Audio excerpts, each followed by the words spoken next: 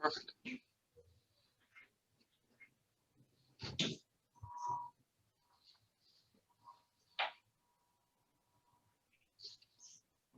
All right, everyone. Good afternoon. My name is Chef Emily Berner, coming to you from the Teaching Kitchen here at New York-Presbyterian, Hudson Valley Hospital. Thank you to all of you who have joined us so far. And thank you especially to our special guest, Paul Butler. Paul Butler is the coordinator of the New York-Presbyterian Hudson Valley Hospital's chaplain program. He is my friend and colleague, and I am so grateful that he's joined us today to talk about this really important subject of caring with casseroles. I think the caring part is maybe a little more important than the casseroles part, but they do go hand in hand in this class. So to say that it has been a challenging past 12 months, I think would be putting things lightly. Many of us have experienced isolation, anxiety, depression. Many of us have even lost friends and family. So today's topic is indeed caring with casseroles, and Paul Butler is going to discuss how we can best offer support and comfort, whether it's for yourself or for someone else, a friend or a neighbor in need. And then, of course, we're going to be making some delicious, healthy, freezable casseroles that can help to nourish you and your loved ones. So with that, Paul, I'm going to spotlight your video. And if you'd like to spend about 5 minutes sharing why we're holding this class today. And to all of you, if you have any questions throughout the program, feel free to put them in the chat box. And our moderator, Alita, is going to read us the questions as they come in. So Paul, with that, I will spotlight you and you can take it away. Perfect. Thank you, Emily. I hope everybody can hear me okay. I think we did a sound check before. You sound great. So we had looked at, both Emily and I had looked at the idea of having something like this, even prior to, as Emily said, the 12 months. And initially because, particularly at a hospital, we deal with a lot of loss. And loss comes in so many ways. Emily had hit the nail on the head. You know, we talk about being isolated. We talk about not being able to be in the same kind of contact. We talk about we're in a kind of a virtual isolation of sorts. We're fortunate that we have tools like this that can bring us together. There's no doubt about it. I always say with loss, with living with loss, is that is the goal. That is the goal, living with loss. We don't negate it. We don't try to sidestep it. We don't think that somewhere we'll wake up and we'll no longer remember the loss. That's never been part of our journey. Our journey has always been, how do we live with loss? And so we actually have started a support group that meets on the first and third Wednesday of the month. And we're actually going to start a virtual one on Thursdays as well. And I'm going to put that in the chat when Emily a little bit later, so people have that resource. But we saw first and foremost that when we talk about loss and all of this kind of things that we're trying to do, this caring with casseroles, is because it's all about relationships. It's all about relationships. So first off, when we're looking at all the food that's being prepared and the different things that Emily's going to walk us through today, like just keep in the back of your mind, how can I, first off, make sure that I am dealing with my own losses? And then how can I best reach out to others so that you can maybe not create a relationship, but at least open up a relationship with others? That's kind of what caring for casseroles is all about.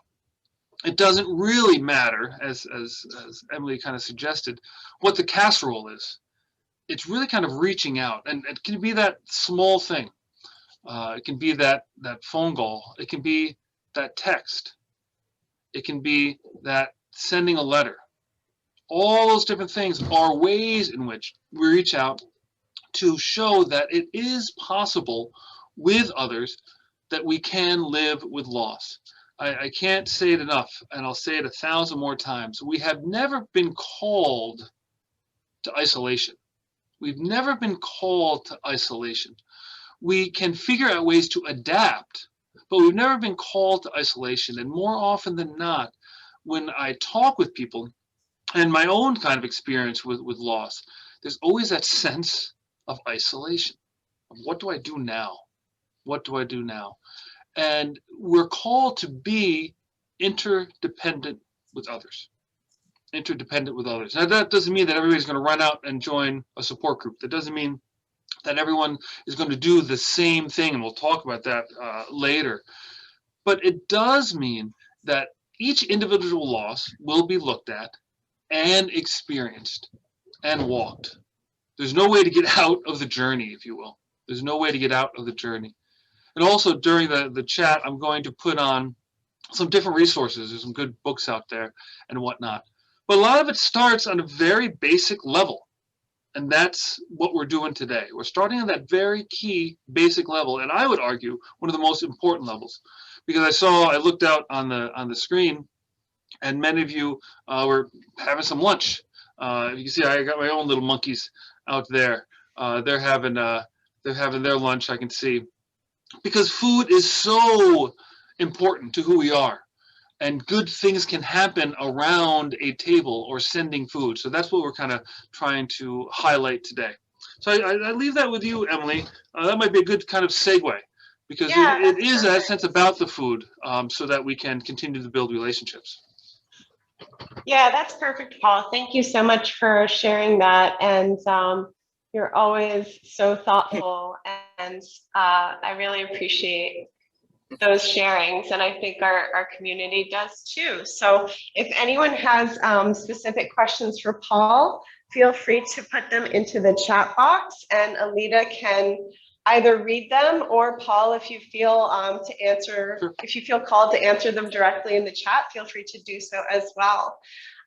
So this is the cooking portion, everybody. So we're going to be making 2 casseroles today. One is a turkey casserole, and the other is a vegetarian casserole, which in fact can be made vegan if you use vegan cheese. So there are all kinds of different dietary restrictions for folks out there. So I just wanted to offer a variety so that, whoever you're trying to support, whether it's yourself or somebody else, you've got a nice casserole that you can make that's easy to put together and bring to them.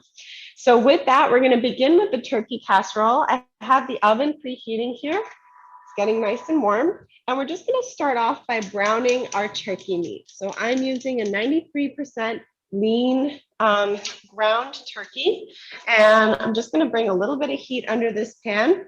And one thing that I did ahead of time is I cut up our vegetables. So I diced up our bell pepper, but I'm going to show you how I did that when I do the black bean casserole. And I also diced up some onion. So again, I'll show you how I did that. I have the celery here, which I'm going to do for you now.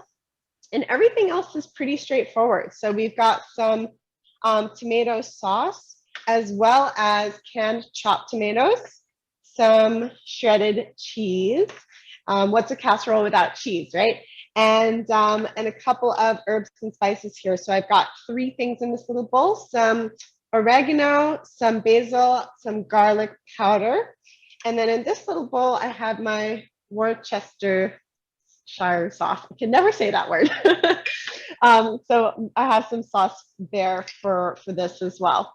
So this is going to get nice and warm, and we're just going to start by putting a little olive oil in the pan, just enough to cover the bottom. And we'll just start by browning the meat. So it's simply ground turkey meat. You could also use ground beef for this as well. But as many of you may know, here at our teaching kitchen, we try to make things just a little bit healthier, a little lighter for ourselves. So in goes the turkey, and I'm going to get rid of this bowl because it had the raw meat in it, right? Want to make sure we don't cross-contaminate. And I'm just going to start by kind of breaking up that meat and moving it around the pan so it gets nice and brown. Another thing that I did ahead of time is I cooked the brown rice. So I used a short grain brown rice today, but you can use, if you've got leftover white rice, basmati rice, that's fine too. So any kind of, leftover rice will do, or if you prefer to cook it from scratch, you can. I've also made this with quinoa, and it's very good with quinoa as well. So just kind of breaking up the turkey meat and spreading it out. Okay. Any questions so far? Alita, how's everybody doing? Pretty good. There is one question. Can we use leftover turkey in this as well? So that's a good question. I suppose you could. The ground turkey really gives it kind of that a more specific texture. So if you use just like leftover bits of turkey, it might change kind of the consistency of what you're making, but it would still be tasty. So yeah, I don't see why not. That's kind of a creative idea. And because the turkey is going to be cooked in with some sauce and some veggies, I suppose that it wouldn't dry out too much. That's sort of my concern with using leftover turkey, is that sometimes it does dry out if you're not preparing it with a sauce or something. All right. Any other questions? Not right now. Okay, fantastic.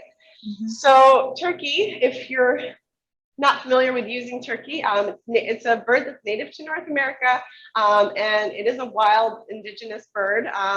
The meat is highly nutritious. It's a really good source of protein. So for about 90 grams of turkey, so about like 2 thick deli slices, there's about 120 calories and 25 grams of protein. So especially, in times of need, we really need to support ourselves with good nutrition.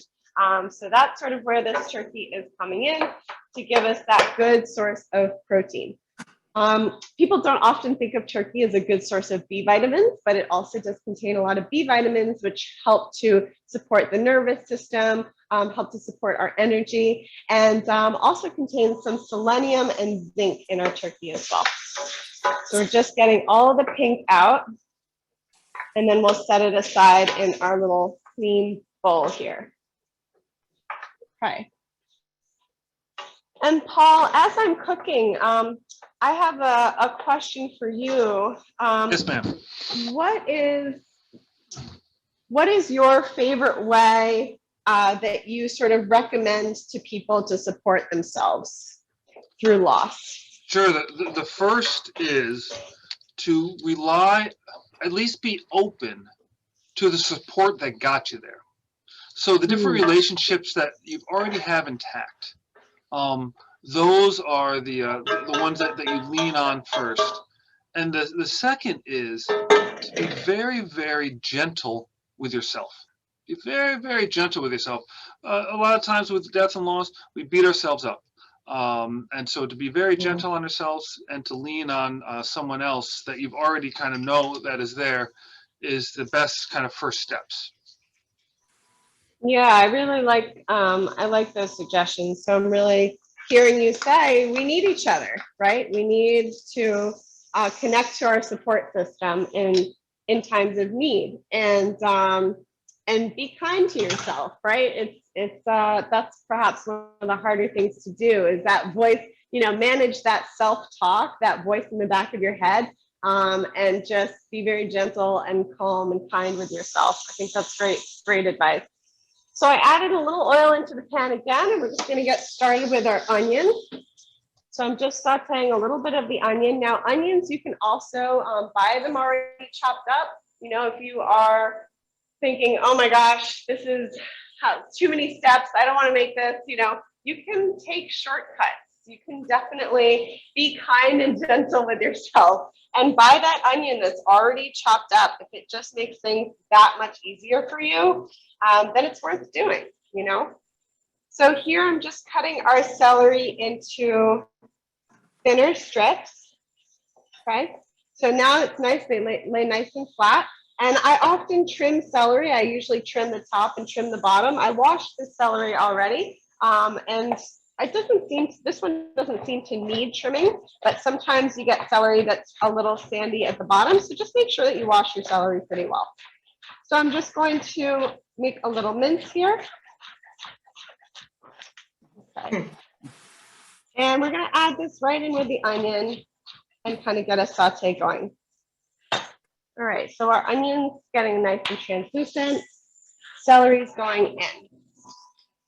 So as I'm getting these ingredients together, I'm going to add our diced bell pepper next. There's about 50 people on this call today, on this Zoom class today. About 50 people, and maybe more have joined since I last looked.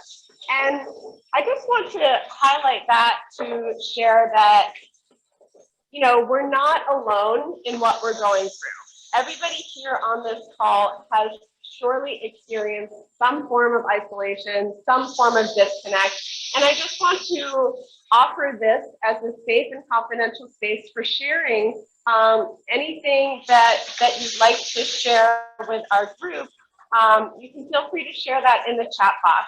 And, maybe of all of the people out there, maybe you did something for someone that was really appreciated. That might be a nice thing to share with the group.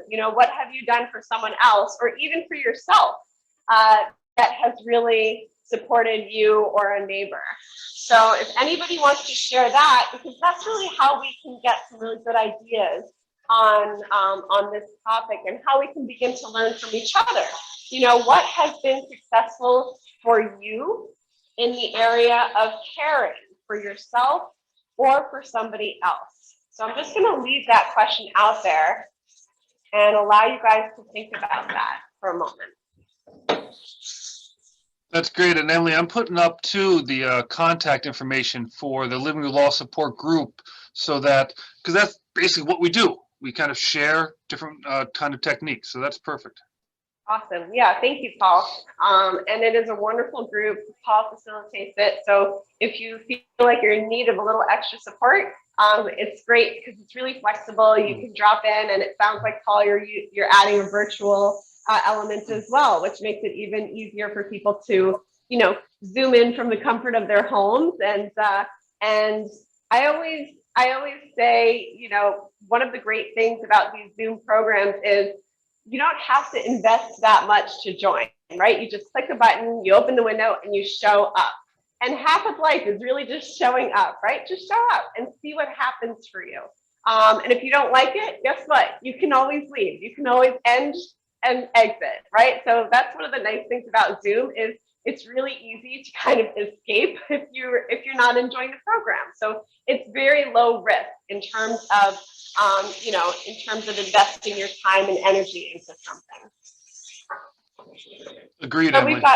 we've got a really nice saute going here.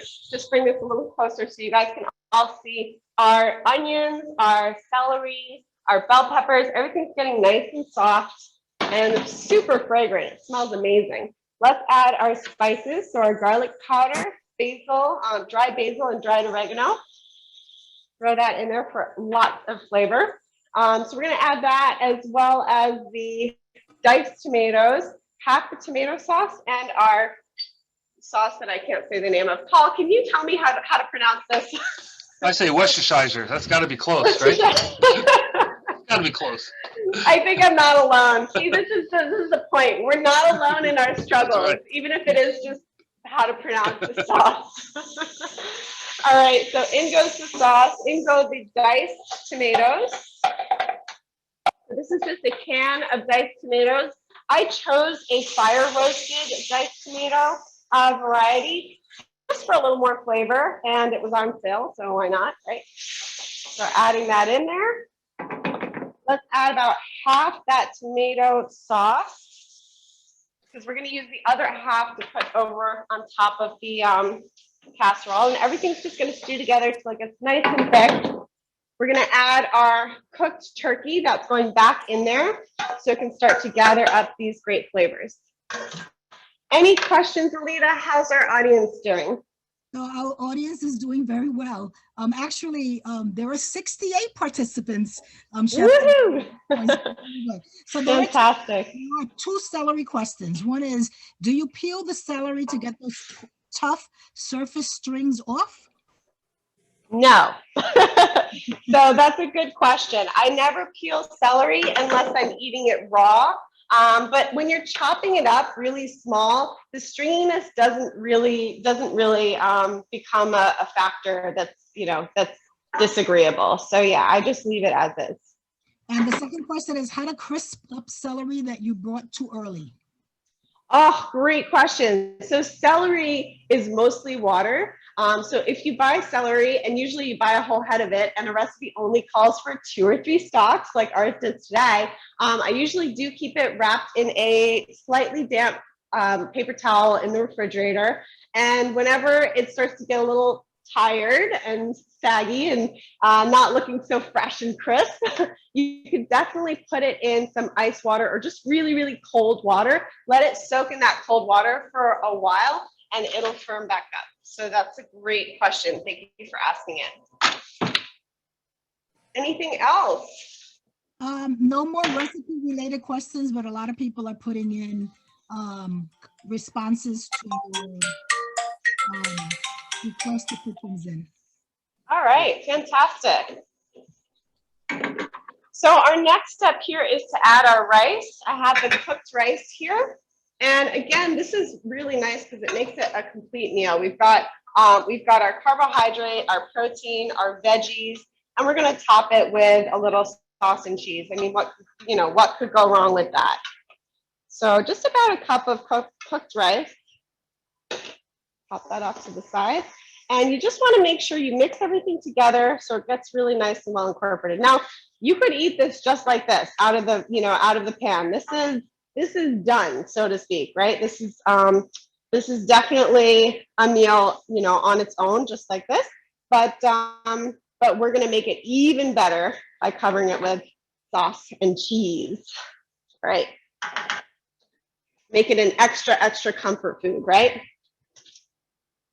And as I'm putting this into our little casserole dish here, Paul, is there anything from the chat that you're noticing from our group about how they've cared for themselves or even for their neighbors or friends or family over the past year that anybody has shared that you think you want to highlight or draw attention to? We've seen, again, going back to relationship, both Kieran and she talked about the caringbridge.org.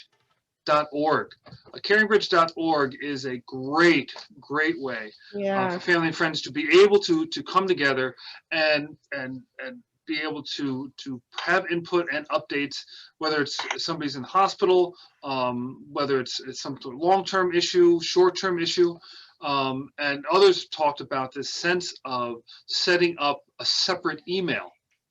She said specifically a Gmail, but setting up a special email so that people, as she put so beautifully, memory bank, to create this memory bank.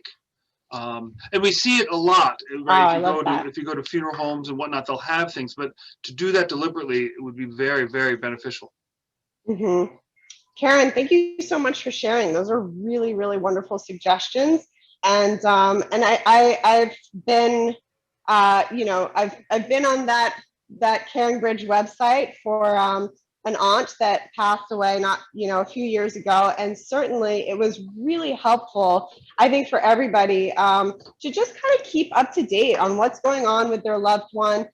Sometimes we want to check in on people, but we don't want to inconvenience. And I think that's what I hear more often. And Paul, you may hear the same, which is that, I think about this person all the time, but I just don't know what to say. I don't know how to reach out.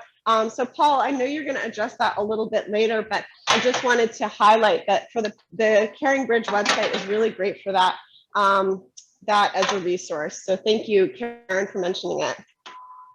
All right, so our first casserole is going in. I just covered it with some cheese, and I put it on a baking sheet just so it's a little easier to pull in and out of the oven, and also so that if there is any little overflow or bubbling, it goes right onto the tray and not into our, onto the bottom of the oven, because no one wants to be cleaning their stove, the bottom of the oven at the end of the day, right? All right, do you have any questions about that recipe before we turn to our next recipe? Yes, Chef Emily, there is one question here. Let me see. Great. Can you use other cheeses such as Gruyere? Sure, absolutely. Yeah, I mean, I think I just did a mix of cheddar today, but you can use Gruyere, would be really, really tasty. Swiss cheese would be really good.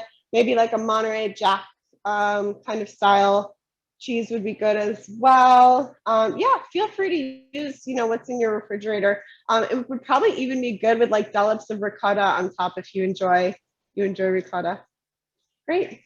And then there's a new one that came here from Denise. Does using a baking sheet affect the baking at all? Does it take longer? No, it doesn't affect the baking at all. You would think because there's like a layer on the bottom, but the baking sheet gets gets hot too, so not to worry. So what size is your baking sheet, your baking dish? My baking dish is a little Pyrex baby. I think this one is 3 quarts, and so that one must be 2, probably, would be my guess. Yeah, it's an old family one. It's blue. I really like that it's blue for whatever reason. I think it's kind of fun. All right. Anything else, Alita? I'm just going to start dicing our onion. That's it for now. Thank you. For our second recipe here. So the second recipe is the black bean and veggie casserole. So I'm just starting by trimming the top and trimming the bottom of our onion, and then we'll just cut it right in half. I'm going to use a cast iron skillet for this one and just get it on low heat right away. Chop the onion in half and then peel the skin right off. Okay. Sounds easier, like easier said than done, right? These skins are sometimes a little hard to peel off. This one is really stuck to the onion. So I just want to share a trick, which is if you run it under water as you're trying to peel it, sometimes the water can help to loosen the skin. And I know you guys can't really see this, but I assure you the water is helping a lot to just chop the skin off. So sometimes when you've got a really tight onion skin that you still can't peel off after cutting it in half, run it under some water because the water kind of slips under and helps to get the skin off. All right. Any other questions? Any favorite casseroles that people want to share in the chat? Favorite kinds of casseroles that they love to make? Would it be hot or cold water when you run it on? Cold water. Oh. Yeah, cold water is fine. No need for it to be warm. Thank you. Thank you. So I'm just dicing it up here, keeping the root attached, using the top portion of my knife to create like little pages of our book, right? Our little onion book. And then we're going to cut across and get a dice going. So this one's really nice and flavorful. It also calls for about a cup of salsa. So salsa is a really easy way to get tons of flavor into a dish without a lot of effort. So that's one of the reasons that it's nice in this dish in particular, because it doesn't really take that much work to get this to be flavorful, because your salsa is nice and flavored. I used mild salsa. Mild salsa is my preference only because I don't like things too spicy. So if you don't know what kind of salsa to use, you may want to just consider spice level tolerance of the person that you're making this for. Let's get our onion going. And next we're going to add our jalapeno. So this is our jalapeno pepper. And I'll do that in a moment. I'm going to do the bell pepper first, cutting off the top.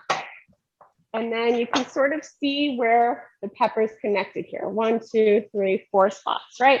So I'm going to use it, turn my body so you guys can see. Use the top of my knife to kind of trim from the inside, disconnecting the seeds, turning the pepper as I go. And this just comes with practice, right? And you don't want to push so hard that you go all the way through the pepper, right? So just gently trimming around, stick your hand in, twist, and pull, and your seeds will come out. Okay? The easy, quick way to trim your pepper. Alita, any questions? Did anybody share favorite casseroles? I'm curious to hear from our audience today. Yes, so we have a couple. So Paul says tuna noodle is his favorite. Oh, yum. Patricia said baked ziti. Very and her favorite comfort food, which is shepherd's pie that she learned how to make vegetarian from one of your classes. Oh, wonderful. Oh, that's so great. I love that recipe too, with the lentils and the potato on top. And I think there's even parsnip in that recipe. Very nice. Anything with bechamel sauce. Yep. And I put vegan scalloped potatoes with vegan sausage because that's my favorite. Awesome, Alita. Thank you. Thank you for And there sharing was that. and then there's a question. If you don't want to add cheese, it best to eat from the skillet, not the oven. Yeah, so you definitely don't have to add cheese to this dish if you don't want to. I'm actually going to be using a vegan cheese today just to show you guys some options. So this is the style cheddar that I'm using. It's Daya, and I think it melts really well. It's a dairy-free cheese. If you're not using a cheese at all, yeah, you could definitely just eat this straight from the skillet, warm up some tortillas, and have it just like that. And the Good last question. question, Chef Emily, is on the prior casserole. Can they use fish instead of turkey? Fish? I'm gonna have to think about that one and get back to you. I'm not too sure how fish would work out. I'm gonna have to think about that one. All right. So we're gonna add our jalapeno. So same thing here. I'm gonna take off the top and I'm gonna cut this right in half. And I kind of use the tip of my knife to take out the seeds. Now, if you don't like spicy, you can leave the jalapeno out. Again, I don't love spicy and the jalapeno is okay, you know, for me. So it's definitely not one of the hottest peppers out there. So you can feel free to substitute it or not use it at all. Just make sure you get all the seeds out because the seeds are actually the spiciest part of the jalapeno. So we're gonna add this jalapeno in. I'm gonna chop that up. We're gonna throw in some garlic cloves, some mushrooms. I'm gonna show you how I chop those. And then we have some spices today. We've got a mix of taco seasoning and cumin seeds. So all of that's gonna go into the pan. So while I'm working on this casserole, and of course we'll take questions throughout, Paul, if you have more information that you'd like to share about some of the ways that we can support ourselves or others, we'd really love to hear from you in your area of expertise. Definitely, and I'm going to put something, just kind of a little bit of a framework for this in the chat. That would be great. Again, it starts off with relationships. There's no question. And I always say it, and I know we're talking about that when we're talking about food, that freezable is best because we don't want to have to give something to somebody that they now have to worry about or they have to concern themselves. We hear a lot in the initial steps that they get an overabundance, and that's understandable. So freezable is best, and I'm sure you 100% concur. Make it easy. And make it as healthy as possible. I mean, casseroles themselves lend to be very good comfort food. So they already intrinsically have that. So that is the great gift about casseroles. And I would always say to the individuals, as best you can, don't skip breakfast. Don't skip breakfast. Whatever that it means to you, whether it means to coffee, whether it means to have coffee and something else and cereal, to get into that pattern. And this is after I've talked with people that say that is one of the most difficult things is they get up in the morning and they can't even have a cup of coffee because they had such a pattern of doing it that they just can't do it again. But I encourage people, have breakfast. Don't skip breakfast. And then when we talk about giving things, it's sometimes good to give somebody a container that will give you an excuse to go back and get later.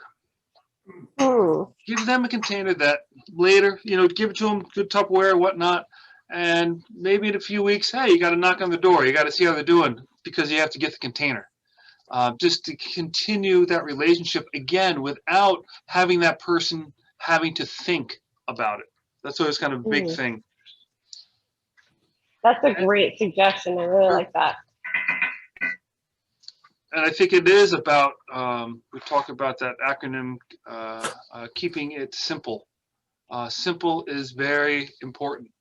And it is, you were mentioning before, kind of what do you do? And I always think that giving is better than not giving. So something is literally better than nothing, because you don't know what's going to open up the door. You don't know what some sort of gesture might do to help somebody else. And that's why we want to be kind of open to that. And doing those, we hear kind of on an everyday basis, small things. Those small things are the way that we've always been doing it. And I think we need to always kind of get back to that. Keeping it simple is very important. That's great. Thank you, Paul. You're welcome. Alita, I see some notes coming through the chat, and I just want to make sure we address questions if there are any, or comments that we want to share. There's a question. What is the heat scale of jalapenos as compared to using red pepper flakes? Oh, that's a good question. So I would say, at least for me and my spice tolerance, that red pepper flakes are a little spicier than the fresh jalapeno. So red pepper flakes contain seeds often, and they're dried. So they're even more concentrated. There's no liquid in them. So the jalapeno is probably, I think if we put spice on a scale of 1 to 10 and red pepper flakes were like at a 4, I would put jalapeno at a 3. 10 being super spicy and 0 being, not spicy. So it says here, like Karen wrote, wraps. I'm sorry, Alita, I think you cut out there for a second. I'm just gonna add my salsa. Yeah, she was noting that wrap celery tightly in foil before you refrigerate. Is that oh yeah, that's another way. Yeah, that's another way to preserve your celery, is to wrap it in foil. I try not to use aluminum foil only because it's not so great for the environment, but it does, if it's going to keep you from wasting your celery, then maybe it's worth saving that one piece of aluminum foil and using it, a few times for your celery. That's a good suggestion. Yeah, thank you. I forgot about that one. All right, so we've got everything in there. We've got our onions, our jalapeno, our mushrooms. I snuck those in there. Our red pepper, and our seasonings. So we have both a mix of cumin seed, ground cumin seed, and taco seasoning. So those are both in there. And I'm just going to chop up some spinach, right? And so back to what Paul said about, we want to offer food that's nutritious. For ourselves or for someone else, right? So spinach, of course, is very nutritious. Botanically, it's in the same family as beef and quinoa, and it's very high in fiber. Of course, it has lots of iron, vitamin A, vitamin C, vitamin K, so lots of really great healthy things for us about spinach, right? There's a reason it's glorified as being such a healthy food. Is because it really is a very easy green to enjoy. So here I'm going to add that in and kind of fold it together to let it wilt.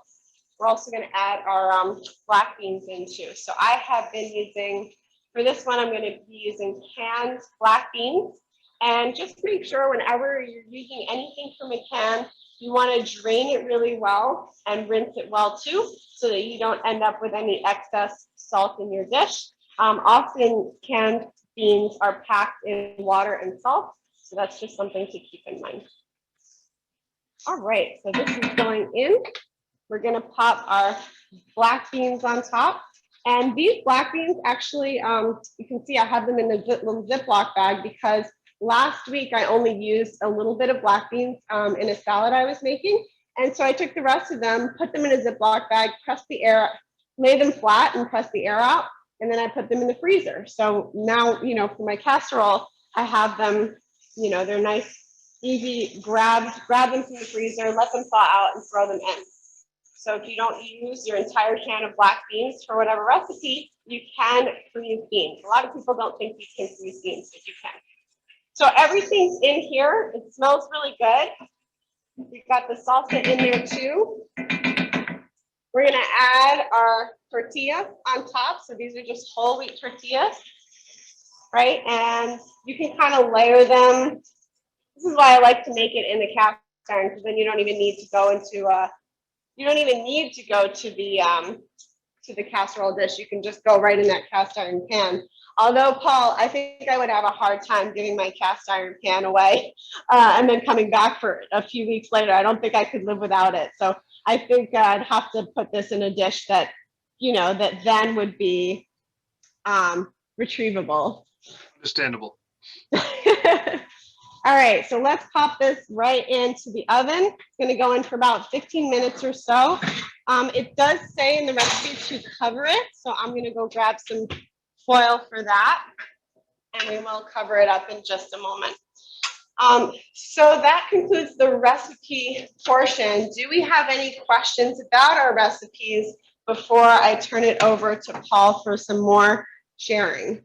So Chef Emily, there are no questions, but I just wanted to reinforce your comments about the peppers. So the Scoville scale has those jalapenos at 2,500 to 8,000. Okay. Peppers 15,000 to 45,000. Okay. That's quite So, a difference there. Yeah, there is quite a difference. So the red pepper flakes are a lot hotter than the jalapeno, is what you're saying. Yep. Okay. All right. Fantastic. Thank you, Alita, for doing that. All right, so we have about 15 minutes left in our program today. This is a slightly longer program because I really want to offer people an opportunity to connect and share with one another, and for Paul to share his great information as well. So Paul, I'm going to spotlight you, and then towards the end of class, I'll turn the spotlight back to me to show the casserole dishes. Perfect. Thank you. Thank you. I just wanted to kind of walk through. It's here at the hospital, we see a lot of loss. There's no question. Prior to coming down here, I was with a family up with in the ICU that had just lost a loved one, and we see again and again the similar kind of things that people go through. I first want to, we talk about highlighting. I first want to highlight that loss is both an individual and a communal action. It happens to an individual, but it has communal ramifications. And because of that, when we look at kind of what has become kind of the classic stages of grief, it's important to know that those aren't a kind of a marker of saying, okay, I'm going to have this, and I'm going to have this, and then I'm going to have this, and then I'm going to have this. And so when I get through shock and belief, when I get through the anger and resentment, when I get through the guilt, when I get through the fear, when I get through the feeling of emotional sadness, when I have these physical problems, then at least that's over. Now I can have personal growth. It's not a linear kind of approach. What we see time and time again is that, and the metaphor that's usually used is a looped roller coaster, because it's very common for someone to go through a certain stage of grief. And let's say they go through and all of a sudden they go, I can't believe that I'm still angry. I can't believe I'm still angry. And then they start feeling guilty about being angry. They think, hasn't it been enough time? And I hear it again and again where people will place anger on their loved one. And we know that in these cases, they love their loved one. They love their loved one, but they're angry. People will talk about the anger of why did they have to leave them and things like that. And so that, I can't stress it enough, living with loss is saying that we're going to recognize these different stages, and we're going to deal with them on an individual, but also a communal way.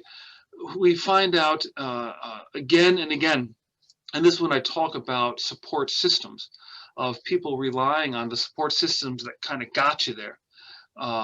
You start off with family, with friends. You start off with religious traditions, and see how best to be open to those things. It's always interesting when you work with people that have a deep committed faith, just a very deep committed faith. They've celebrated a certain faith tradition again and again. It's literally kind of an intrinsic part of them. And then loss comes and they're shattered. Now that doesn't negate their faith life. It doesn't negate it at all, but it shows that part of the human condition is to break apart, It's really, at least the way that I try to look at it, the real promise is that we can get to a place where we talk about the one that we love, and I can use that in the present tense as well as the past tense. We can talk about the person that we love, and it doesn't just bring sadness, but it actually can bring life. It can actually bring solace. That is the way that these stages were kind of looked at. The originator of the stages, she never wanted them to be a linear model. She really wanted them to kind of be at least marking stones. I purposely don't say milestones because, again, that's automatically thinks of a linear, but kind of markers to say, where am I at? I was giving the example the other day. Often in the support group, I'll allow people to kind of tell their story while they're here. And what I'll do, rather than say we're going to talk about any specific theme, to kind of see what themes come out. And as we were going around, each person, again, these are good people that were talking about people they loved. They were even talking about, in some ways, good experience of losses that they had. They thought that the hospital did good things and all this stuff. But each of them showed some sort of anger towards somebody or something that was there. One person didn't like the situation, and that was their kind of focus of anger. And I was able to just kind of to use the term that is both biblical and appropriate for the kitchen, this kind of leaven, where I said, all of you have noted a certain kind of anger. And I know you're all good people. And I say this so that you're not scared of your own anger. So you're not scared of your own anger. So you can say, oh yeah, deep love and deep relationships, when they are severed, anger will come up. And with that anger will come fear. And with that fear, people will resort back to guilt. For they'll feel bad. Again, going back to the religious example, people will feel bad that they are crying over their loved one because they'll say, well, my faith says this. My faith says that they're okay. My faith says that they're in a better place, and all these kind of truisms that people talk about, but yet they still feel sad.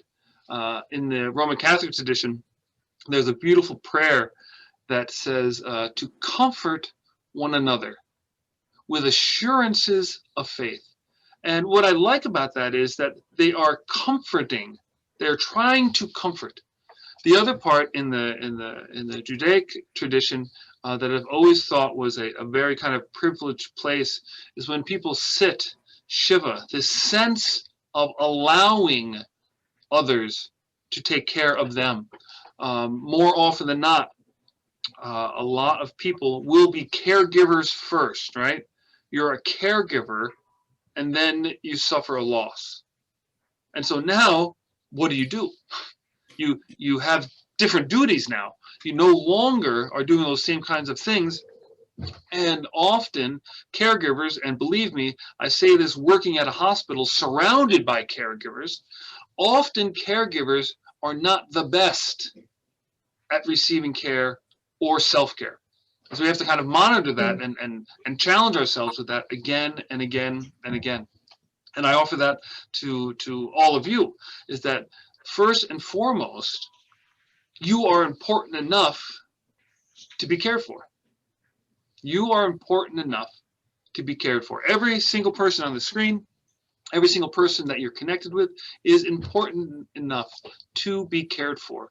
And when we have that mindset, then we say, well, we don't have to be guilty for taking care of ourselves. We don't have to be guilty. Instead, we recognize that we're really investing in ourselves. We're investing with ourselves. And how does that care look? Again, it goes back to that both individual and communal. On the individual aspect, on the individual side, think about what gives you purpose. What gives you purpose?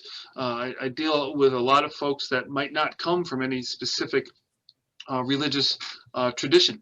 I said, that's fine. If I ask the question, what gives you purpose? Because that is often be easily translated to some form of spirituality. And what gives you purpose, when you focus on that, will help define how you take care of yourself. How you take care of yourself.